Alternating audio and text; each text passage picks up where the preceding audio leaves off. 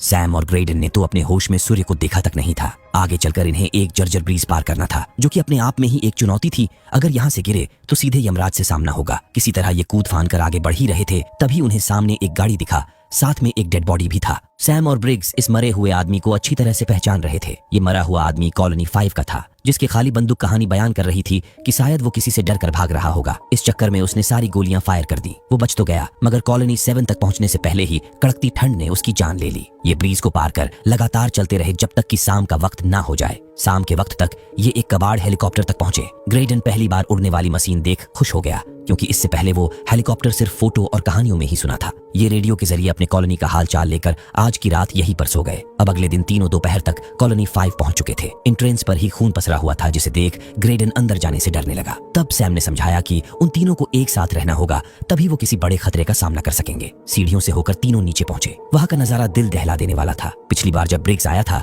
तब यहाँ 50 लोग थे। ये चुपके चुपके रेडियो रूम गए, जहाँ पर उनकी मुलाकात लालैंड से हुआ। लीलैंड काफी डरा सहमा एक कोने में पड़ा अपने मौत के आने का इंतजार कर रहा था। ये उसे खाना पानी वगैरह खिलाकर टकाटक किए। जान में जान आते ही लीलैंड ने बताना शुरू किया कि वो बाहरी दुनिया से संपर्क करने के लिए एक स्टील ग्रिड में एक नया एंटेना बनाए थे। उसकी क्षमता कमाल की थी। उस एंटेना को चालू करते ही उन्हें एक अधूरा ट्रांसमिशन मिला, जिसमें एक शख्स बता रहा था कि उन्होंने एक वेदर टावर को रिपेयर कर बादलों को 3 माइल्स के रेडियस में ढकेल दिया है, जिसे और भी बढ़ाया जा सकता है। हमने जमी हुई बर्फ को भी पिघला लिया है। हमारे पास अब मिट्टी, धूप और फसल ग्रो करने की कंडीशन है, लेकिन बीज नहीं है। अगर इस मैसेज को कोई सुन रहा है तो हमसे संपर्क करिए। हमारा लोकेशन है लैटिट्यूड 47 डिग्रीज नॉर्थ। इतना कहते ही सिग्नल कट हो गया था, जिसके बाद इन्होंने उस जगह को ढूंढने के लिए एक टीम भेजा। मगर बीच रास्ते में ही नरभक्षियों के एक समूह ने उन पर हमला किया और इनके आदमियों का पीछा कर यहाँ तक आ पहुंचे। और फिर ये जगह नर्क में तब्दील हो गई। वो अभी भी यही है। ब्रिग्स को जो जानकारी चाहिए थी वो मिल चुकी थी। अब ये बिना कोई जोखिम उठाए चुपके से यहाँ से निकलने लगे। मगर लीलैंड इतना डरा हुआ था कि रूम से बाहर जाने से भी घबरा रहा था। इनके बाहर निकलते ही वो दरवाजा अंदर से लॉक कर लिया। इसलिए ये लीलैंड को वहीं पर छोड़कर आगे बढ़ गए। आगे चलकर कुछ नरभक्षियों मिले जो कॉलोनी 5 के लोगों को काटकर दावत उड़ा रहे थे। उनमें से कुछ लोग तो अभी भी जिंदा थे। इतने में एक नरभक्षी को इनके आने की भनक लग गई। अगले ही पल सैम ने उसे शूट कर दिया और रास्ते में डायनामाइट फेंक ये तुरंत वहां से भाग तो निकले, पर ग्रेडन नरभक्षियों के हत्थे चढ़ गया। ब्रिग्स और सैम किसी तरह नरभक्षियों से पीछा छुड़ाते हुए सीढ़ियों तक पहुंचे और ऊपर चढ़कर सीढ़ियों को तोड़ डाले, ताकि नरभक्षियों का सरदार और उसकी पलटन इन तक पहुंच ना सके। और तुरंत बंकर से बाहर निकल टावर को डायनामाइट से उड़ा दिए। अब इनके पास एक ऐसी जगह की जानकारी थी जहां पर ये जाकर सूर्य की रोशनी में फल फूल सकते थे, पर इसके लिए उन्हें पहले सही सलामत कॉलोनी 7 पहुंचना होगा। तभी अचानक टेम्परेचर गिरने लगा, जिस वजह से आज की रात इन्हें उस कबाड़ हेलीकॉप्टर में ही गुजारनी पड़ी। अगली सुबह तक तो वो नरभक्षी किसी तरह बंकर से बाहर निकल आए थे और इनके पैरों के निशान को फॉलो कर काफी करीब आ चुके थे। ये दोनों भी तुरंत ब्रीज की तरफ भागना शुरू किए। ब्रिग्स के पास उनसे पीछा छुड़ाने का एक सॉलिड प्लान था। वो ब्रीज के जर्जर हिस्से के पास गए और बिम पर डायनामाइट लगा दिए, मगर इनकी किस्मत बहुत खराब थी। डायनामाइट फटने से पहले ही आग बुझ गई। तब तक नरभक्षी उनके और करीब आ चुके थे, पर अगर कॉलोनी 7 को उनसे महफूज रखना है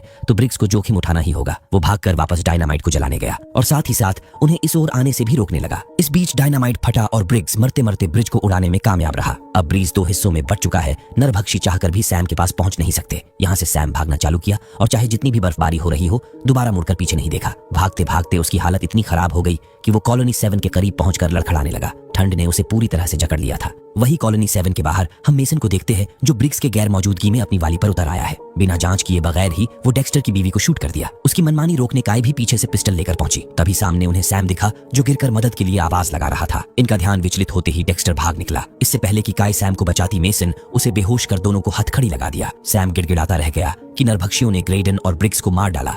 वो पीछा करते हुए यहाँ तक पहुंचे। उन्हें ये जगह छोड़ देनी चाहिए, मगर मेसन उसकी एक नहीं सुनता। यहीं पर एक छोटा लड़का भी होता है जो मेसन से हथकड़ी की चाबी चुराकर सैम को आजाद कर देता है। अब सैम के पास यहाँ से निकलने का एक सुनहरा मौका है। वो तुरंत काई को छुड़ाकर सैटेलाइट पर उस जगह को दिखाया जहाँ पर इंसानों ने वेदर टावर को ठीक कर लिया है। ये जितना बीज साथ ले जा सकते थे बैग में भर लिए, मगर निकलने से पहले ही मेसन उन्हें पकड़ लिया। तभी ऊपर से तोड़ फोड़ की आवाज आने लगी। दरअसल मेन गेट पर नरभक्षी आ चुके थे। उनके सरदार के हाथों में डेक्स्टर का कटा हुआ सर देख मेसन को समझ आ गया कि सैम सही था। अगर जिंदा रहना है तो इन्हें एकजुट होना ही होगा। अगले ही पल ये सभी हरवा हथियार लेकर उन्हें रोकने लिए मेन गेट पर पहुंचे। तब तक नरभक्षी गेट तोड़कर अंदर घुस चुके थे, पर किसी को भी उनकी आहट तक नहीं आ रही थी। हर तरफ सन्नाटा पसरा हुआ था। तभी अचानक नरभक्षियों ने उन पर हमला कर दिया। देखते ही देखते दोनों गुटों के बीच जंग छिड़ गई। ग्रेडन के पिता बहुत गुस्से में थे, क्योंकि इन्हीं नरभक्षियों ने उनके बेटे को मारा था। इसलिए वो पीछे हटने के बजाय अकेले ही उनसे भिड़ गए और कईयों को परलोक पहुंचा दिए। मगर अंत में नरभक्षियों के सरदार ने उन्हें भी मार डाला। इधर मेसन अपनी जान बचाकर हाल में पहुंचा,